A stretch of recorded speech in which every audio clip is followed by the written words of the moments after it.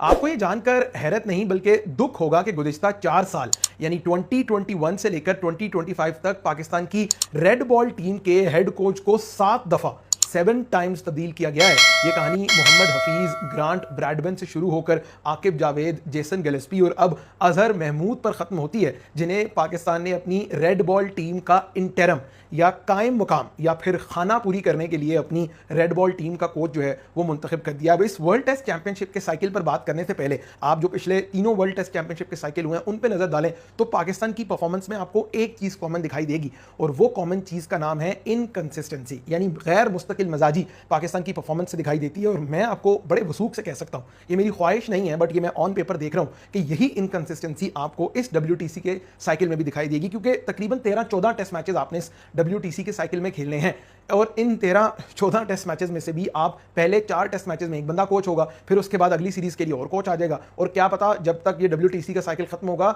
आपकी टीम में शायद कोई तीसरा रेड बॉल का कोच भी जो है वो आ जाए। तो जब तक आपके सिस्टम में कंसिस्टेंसी नहीं आएगी आपकी टीम आगे नहीं बढ़ सकती। अजहर महमूद जहां नो डाउट बहुत जबरदस्त क्रिकेटिंग माइंड रहे, पाकिस्तान को ओवर द ईयर्स उन्होंने सर्व भी बहुत किया, कोचिंग का एक्सपीरियंस भी बहुत है, लेकिन मेरा सबसे बड़ा गिला यह है कि आप सिर्फ एक बंदे को फिट इन करने के लिए, यानी आप पहले उसे कहते हैं ये वाइट बॉल का स्पेशलिस्ट कोच है, फिर कहते हैं ये स्पेशलिस्ट असिस्टेंट कोच है, अब आपने उन्हें कहीं ना कहीं फिट इन करना था क्योंकि उनका कॉन्ट्रैक्ट जो है वो अगले साल मार्च 2026 तक है, तो आपने उन्हें कहीं ना कहीं फिट इन करना है। तो आप इसके लिए कह रहे हैं कि जी आप इन्हें जो है वो रेड बॉल का कोच बना दें। भाई ये कोई गली मोहल्ले की टीम नहीं है, ये कोई क्लब की, स्कूल की, कॉलेज की, कोई डिवीजन की टीम नहीं है, ये आप पाकिस्तान की नेशनल टेस्ट टीम की बात कर रहे हैं और आप इतना इजी लेते हैं when it comes to decisions. यानी आपने अच्छा फैसला किया, माइक हैसन को आपने व्हाइट बॉल का कोच बनाया, बड़ा जबरदस्त डिसीजन था। ऑन दी अदर हैंड आप रेड बॉल टीम के साथ क्या कर रहे हैं? ये रेड बॉल वही डोमेन है ना जहां पाकिस्तान सबसे ज्यादा लैक कर रहा है, ये वही रेड बॉल की डोमेन है जहां 35 साल से ऑस्ट्रेलिया में एक टेस्ट मैच नहीं जीते, टेस्ट सीरीज जीतना तो दूर की बात है, ये वही रेड बॉल है जहां पिछले 3 WTC साइकिल्स में जो है वो आखिरी नंबर पे फिनिश करते आ रहे हैं। तो जब तक आप सीरियस ही नहीं ले रहे अपनी